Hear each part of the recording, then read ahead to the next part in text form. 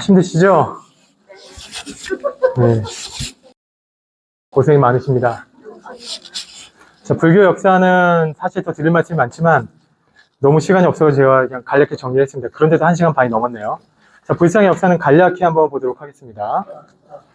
자, 불상이라고 하는 것은 당연히 뭐를 조각한 거겠어요? 부처님을 조각한 건데 부처님만 조각한 게 아니죠? 부처님만 조각한 게 아니라 보살상을 조각한 것도 뭐라고 불러요? 불상이라고 불러요. 그 다음에 천왕상. 우리가 이제 절에 가게 되면은 사천왕문을 지나게 되죠? 사천왕문에 거기 이제 4명의 사천왕들이 모셔져 있죠? 그것도 일종의 조각인데, 그 조각 또한 어떤 겁니까? 우리가 이제 천왕상 조각이라고 봐야 되는 거였지만, 사실은 그것도 뭐예요? 그것도 불상이라고 얘기를 해요. 자, 명왕상. 우리가 이제 지장전을 갑니다. 지장전에 가보면 그 지장보살이 모셔져 있고, 좌우로 또 그 지옥 세계를 관장하고 있는 여러 지옥의 명왕들이 등장하죠. 있습니다. 그렇게 다 만들어 놓은 데가 있어요. 그런 조각 또한 불상이라고 보고요. 나한상은 뭐예요? 부처님의 제자. 부처님의 제자를 나한이라고 하는 거죠. 이런 것들을 다 포괄해가지고 불교 안에서 이루어지고 있는 일체 모든 조각을 다 뭐라고 해요? 그걸 다 불상이라고 한다라고 하는 거죠. 자, 그럼 이제 불상은 언제부터 시작되느냐라는 거예요, 이 불상은. 자, 최초에 보게 되면은 초기 불교. 초기 불교라는 것은 부처님 당대로부터 시작해서 돌아가신 지 몇 년 뒤까지예요? 100년까지예요. 100년까지 초기 불교인데 이 초기 불교에는 불상이 있어요, 없어요? 불상이 없습니다. 불상을 만들지 않아요. 왜 만들지 않을까요? 일단 부처님께서 돌아가신 지 얼마 안 됐기 때문에 부처님에 대한 기억이 굉장히 강렬하다라고 볼 수 있어요. 이미 머릿속에 마음속에 이 부처님에 대한 이미지가 각인되어 있기 때문에 별도의 부처님의 모습을 조각한 상이 필요 없다라고도 볼 수가 있겠고요. 또 하나는 원래 이 조각상이라고 하는 거는 신성한 존재이면 존재일수록 그런 거를 만드는 것이 어때요? 꺼려지게 마련입니다. 아시다시피 이슬람교에서는 그 어떤 조각상도 찾아볼 수가 없지요. 조각상을 만드는 것 자체가 신성모독이라고 여겨지기 때문에 그걸 만들지 않습니다. 불교도 마찬가지로 이 불상이 없었던 시대가 있어요. 자, 이게 무려 500년간 지속됩니다. 그러니까 경전 결집이 돼가지고 500년간 문자가 없어서 입에서 입으로만 전승이 된 것과 마찬가지로 불상 또한 만들어지지 않았던 시기가 500년간 지속이 되어 왔어요. 그럼 뭐라고 합니까? 무불상 시대라고 한다.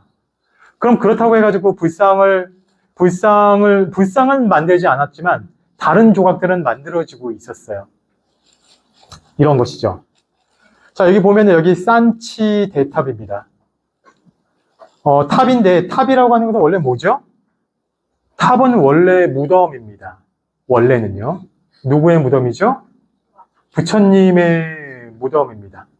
탑은 부처님의 무덤이에요. 이 탑 자체가 상징하는 게 뭐예요?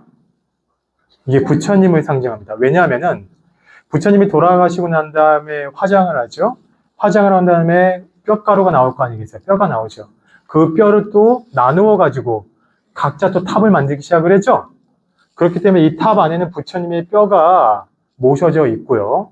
부처님이 이 안에 있다라고 생각하기 때문에 이 탑 자체가 이미 뭐예요? 부처님이에요. 탑은 무덤이에요. 원래 탑은 인도말로 스투파라고 하죠. 탑은 인도말로 스투파라고 하는 것이고요. 줄여서 이걸 탑파라고 합니다. 스투파라고 하는 건데 이걸 줄여서 탑파라고 불러요. 한자로 탑파라고 적습니다. 탑파도 기회다. 줄여서 뭐라고 해요? 탑이라고 부르기 시작했던 것이 바로 탑이라고 하는 단어의 연원인데 스투파의 원래 뜻은 뭐예요? 동분, 무덤이라는 뜻이죠. 그러니까 이게 자체가 부처님이다. 여기 보게 되면 이 탑으로 들어가는 동서남북 사방에 문이 있는데요. 이 문의 이 기둥에 보게 되면은 상당히 여러 가지 조각들이 만들어져 있는 걸 볼 수가 있어요. 이건 전부 다 뭐에 관한 이야기는 부처님 본생담 혹은 부처님 생애에 대한 이야기들, 부처님 생애에 대한 이야기를 그림으로 조각으로 표현하는 거거든요. 여기 왜 수많은 등장인물들이 나오는데 유독 부처님은 표현이 되지 않고 있어요. 부처님은 이미 이 뒤에 계시기 때문에 신성 불가침의 영역으로서 실제 그림이나 조각으로 만들지 않고요. 부처님을 상징하는 물건으로 대체시킵니다. 그게 바로 여러분 책에 나와 있어요. 자, 책에 어디 54쪽을 보시게 되면은 맨 위에 불족적이 있죠. 부처님 발바닥 모습이고요. 다음 법륜. 자, 이 법륜을 보게 되면 지금 노란식으로 지금 표시가 되어 있는데요. 이 좌우측으로 수많은 대중들이 군집해 있는 게 보이시죠? 가운데 이 법륜 자체가 무엇입니까? 이걸 부처님이다라고 보는 것이에요. 자, 다음 보리수. 보리수 아래에 어떤 대가 보이죠? 대. 여기가 이제 부처님이 계신 곳이다 이 말인 거예요. 실제 부처님이 새겨져 있지는 않습니다만 부처님이 있다라고 우리가 생각을 하는 것이고요. 이 부처님 대 옆에 무릎을 조아리고 예를 올리는 사람을 볼 수가 있죠? 예. 그래서 이 보리수 자체가 부처님을 상징한다라고 봅니다. 이런 식으로 부처님을 상징할 수 있는 요소들로서 대체시키는 거예요. 실제 불상은 없죠. 이런 시기를 무슨 시기라고 한다고요? 무불상 시기다라고 하는 것입니다. 자, 이 무불상 시기를 거쳐서 이제 설학기원 1세기에 들어오기 시작하면은 이제 불상이 만들어지기 시작합니다. 자, 불상이 만들어지는 지역이 크게 인도에서 두 군데 지역에서 공통적으로 나타납니다. 어디냐면요.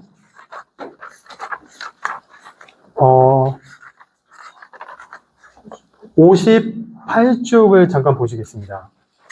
자, 58쪽을 보시면요. 지도가 보이시죠? 자, 거기 북인도. 자, 북인도. 그러니까 인도의 북인도와 중인도에 거쳐가지고 마투라 지방이 보입니다. 그 다음, 인도에서 북서쪽으로 올라가 보면 거의 파키스탄이 보이고요.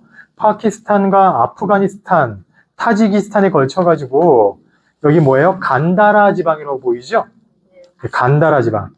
이 두 지방에서 서로 독자적으로 불상을 만들기 시작해요.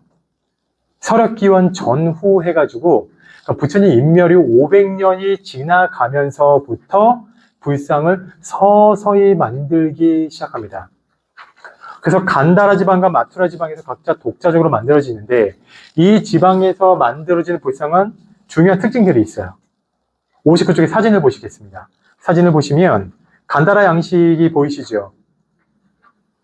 자, 간다라 양식 불상은 이게 부처님이거든요. 부처님 머리가 물결치는 모습이 보이죠? 그 다음에 옷의 주름의 이 곡선, 그 다음에 얼굴 표정의 이런 미소, 나름 어떻습니까? 이 자연스러운 느낌이 좀 있고요. 방금 이제 뭐 유럽 뭐 그런 사람 뭐 이렇게 말씀도 하셨는데, 우리 그리스 로마 시대의 어떤 조각상을 살짝 연상케 하는 그런 느낌이 있어요. 자, 왜 그러냐면은, 간다라 지방에서 여기 보면 파키스탄, 아프가니스탄, 더 넘어가면 어디로 넘어가요? 이란에서 더 넘어가면 어디로 나와요? 이란, 터키 넘어가면 어디 나옵니까? 터키 옆에 그리스 나오죠? 그렇죠. 자, 그리스가 예전에 알렉산더 대왕이 세계 정복을 할 당시에 알렉산더 대왕이 어디까지 와요? 인도까지 오죠. 알렉산더 대왕의 이 군대가 인도까지 와요. 그리스군이 인도까지 와요. 왜냐하면 인도라는 지역을 보시면은 북쪽으로 네팔과 부탄이 있고요. 이쪽은 히말라야이기 때문에 이쪽은 통로가 있어요, 없어요? 이쪽은 통로가 사람이 다니는 곳이 아닙니다. 여기는 북쪽으로 교역이 없어요. 자, 인도라고 하는 땅이 외부 세력과 소통을 하기 위해서 유일한 통로가 어디로 열려 있어요? 파키스탄, 아프가니스탄 쪽으로 열려 있죠. 이쪽은 평야지대이기 때문에 이쪽은 교역이 가능한 지역입니다. 따라서 교역도 이쪽으로 하는 것이고요. 또 군대도 이쪽으로 드나듭니다. 그리스 문화가 이쪽 통로를 통해서 들어왔다고 봐요. 그리스 조각의 영향, 그리스 예술의 영향을 받아서 간다라 지방에서 불상이 만들어지기 시작했다라고 보는 것이 현재 입장입니다. 그렇기 때문에 이 간다라 양식, 간다라의 이 불상 양식을 보게 되면은 그리스 로마의 어떤 양식의 흔적을 우리가 엿볼 수가 있어요. 반면 마투라에서는 독자적으로 불상이 만들어지기 시작했는데, 자, 보시면 어떻습니까? 움직임이 약간 딱딱한 느낌이 있어요. 조각의 모습을 보게 되면은 근육질의 어떤 체질, 우람한 느낌이 좀 있습니다. 그렇죠? 어떤 남성미가 강조가 되면서 투박한 느낌의 조형. 이게 바로 뭐의 특징이에요? 마투라 양식의 특징입니다.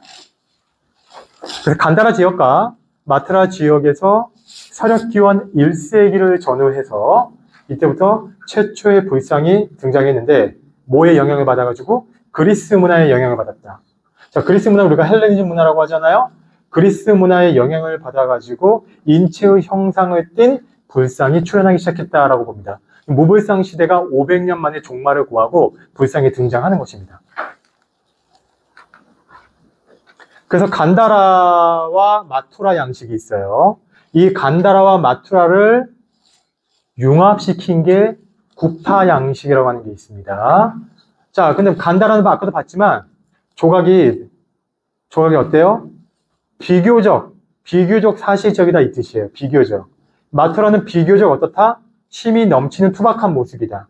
간다라는 그리스의 영향을 받았을 것이라고 추정을 하고요. 마투라는 독자적으로 발생했기 때문에 인도 전통이 담겨 있다라고 우리가 보게 됩니다. 이 두 개를 조합한 것이 굽타라고 말씀을 드렸어요.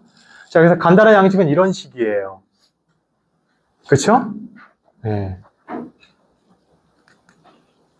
이게 바로 마투라 양식이에요. 단박에 구별되죠? 누가 봐도 단박에 구별됩니다. 투박한 느낌이에요. 자, 이 두 개를 조합한 것이 굽타 왕조인데요. 이 굽타 왕조에서 이와 같은 형태의 간다라 양식과 마투라 양식이 조합된 형태의, 융합된 이런 형태의 불상이 등장하기 시작한다라고 볼 수가 있어요. 자, 이렇게 해서 이제 인도에서 불상이 발생하게 되고요. 이것이 나중에 이제 주변국으로 영향을 미치게 됩니다.